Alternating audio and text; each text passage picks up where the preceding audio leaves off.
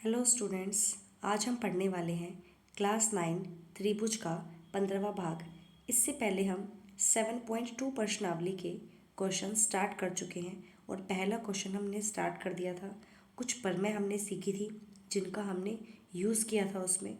आज हम उसी के आगे कंटिन्यू करेंगे। आज हम पढ़ेंगे प्रश्नावली 7.2 का प्रश्न नंबर 2 और प्रश्न नंबर 3। ठीक है, आगे बढ़ते हैं।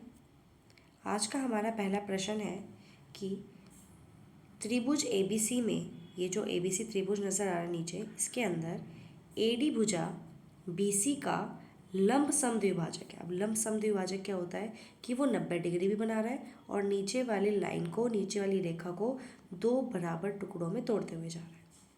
ठीक है, और दर्शाना है कि ABC त्रिभुज जो है एक समद्विबाहु त्रिभुज है। अब समद्विबाहु त्रिभुज कौन सा होता है? जिसकी दो भुजाएं बराबर होती हैं, और साफ साफ बोला गया है जिसकी हमें कौन सी बराबर भुजाएं दिखानी है? AB जो है AC के बराबर दिखाना है। ठीक है, अब ये दोनों भुजाएं हमें बराबर दिखानी है अगर, तो ध्यान देंगे त्रिभुज ABD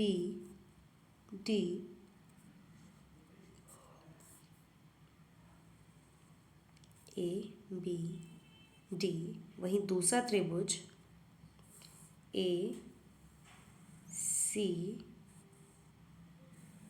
और D, ये दोनों त्रिभुज ले लिए।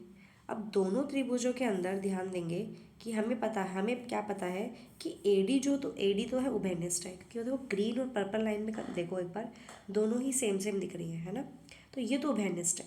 और ये 90 डिग्री है, क्योंकि क्वेश्चन में साफ बोला गया है कि लंब समद्विभाजक है। लंब मतलब कि 90 डिग्री के होंगे वो, जहाँ पे भी समद्विभाजक होंगे। ठीक है, तो वहाँ पर क्या है, वो 90 डिग्री पर है। तीसरा, ये जो BD है ये इस CD के बराबर होगा। क्यों? क्योंकि इसमें साफ साफ बोला है कि ये लंब समद्विभाजक है, मतलब कि ये दोनों बराबर है। ये दोनों हमारे पास बराबर है। एक मिनट, इसको मैं कंप्लीट कर देती हूँ।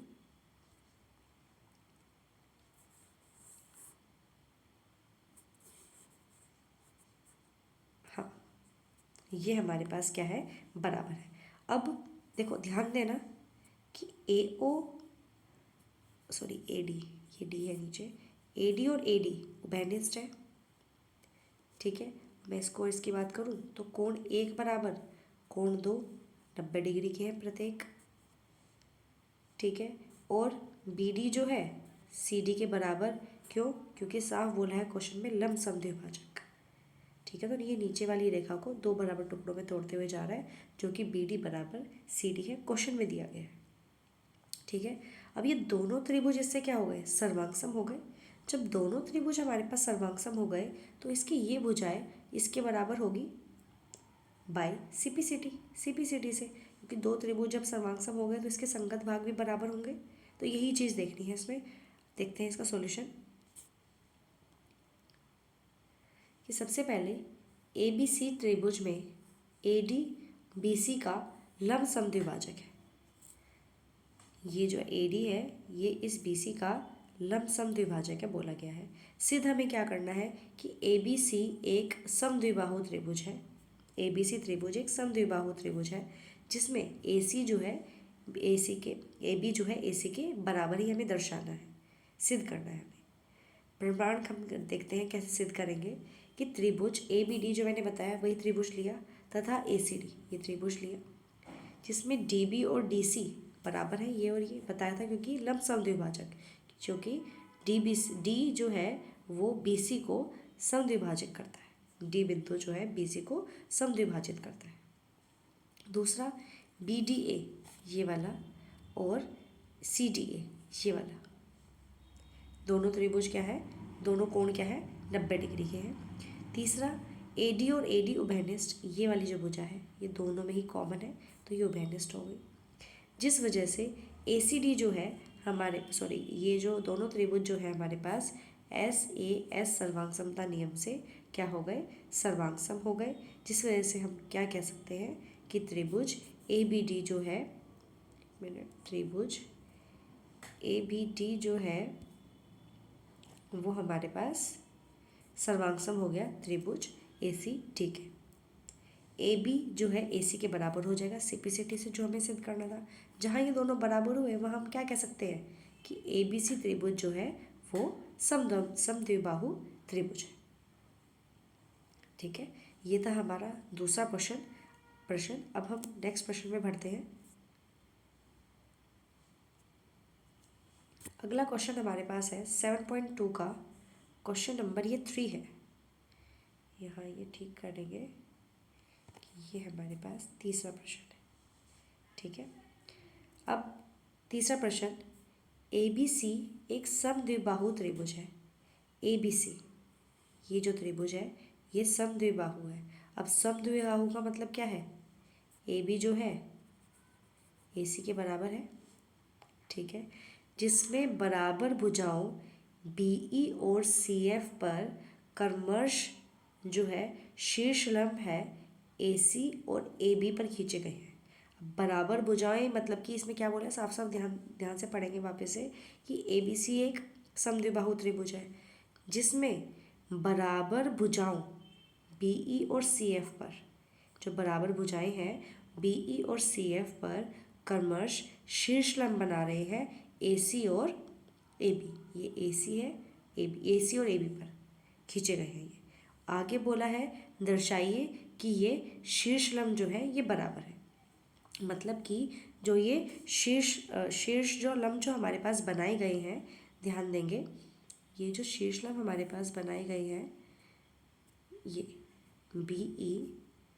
और सी एफ ये बराबर रेखाओं पे बनाए गए हैं, क्योंकि ए बी और ए सी तो हमारे पास बराबर रेखाएं हैं, तो ये इसी पर बनाए गए हैं। तो अब ये इस पर बनाए गए तो हमें बताना है ये शीर्ष लंब भी बराबर हो जाए, हमें शीर्ष लंब बराबर दिखाने हैं।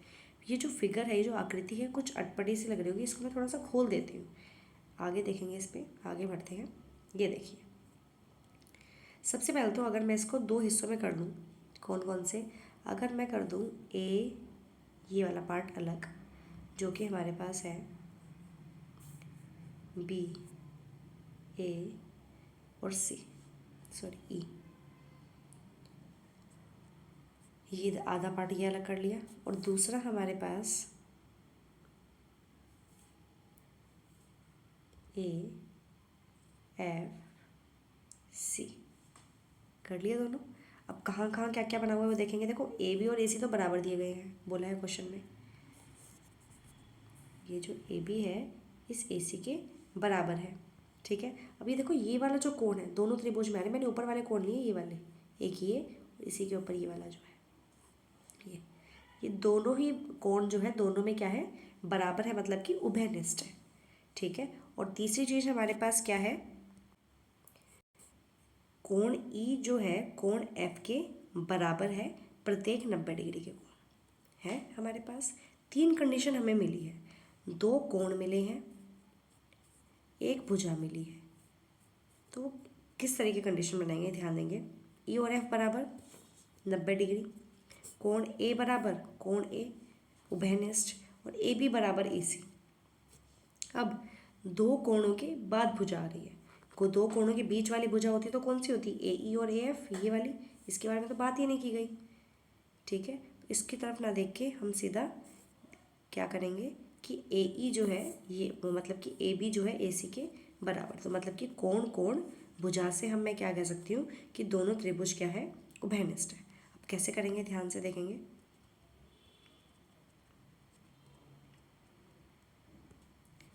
दोनों त्रिभुज लेते हैं बारी बारी, त्रिभुज ए बी ई और त्रिभुज ए सी एफ ले लिए हमने दोनों त्रिभुज। अब मैंने पहले ही बताया था कि और ही करके हम लेंगे त्रिभुजों को जब तक कि हम उसको सर्वांगसम सिद्ध नहीं कर देते। तो इसमें हमारे पास ए बी जो है वो ए सी के बराबर दिया गया है। चलो कोण कोण भुजा की बात करें तो हम पहले कोण से शुरुआत कर लेते हैं कि कोण ए बराबर कोण ए उभयनिष्ठ,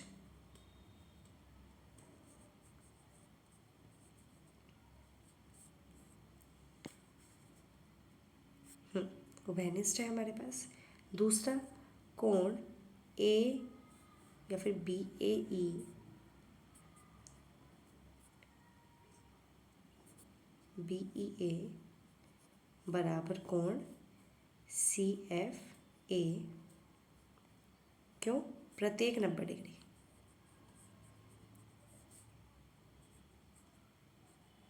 प्रत्येक 90 डिग्री हो गए हमारे पास। तीसरा ए बी जो है वो ए सी के बराबर दिया गया है। क्वेश्चन में बोला गया है कि ये दोनों क्या है, बराबर है। ठीक है, वहीं अब हम क्या कह सकते हैं कि त्रिभुज ए बी ई जो है वो हमारे पास सर्वांगसम है ए सी एफ के कोण कोण भुजा से। इस नियम से ही सिद्ध हो गए। क्या हमें यही सिद्ध करना था क्वेश्चन में? क्वेश्चन में हमारे पास क्या था, सिद्ध हमें करना था कि बी ई बराबर सी एफ हमें सिद्ध करना था। तो ये अगर हमारे पास हो गया तो ध्यान देंगे बी ई और सी एफ भी बराबर आ जाएंगे सी पी सी टी से।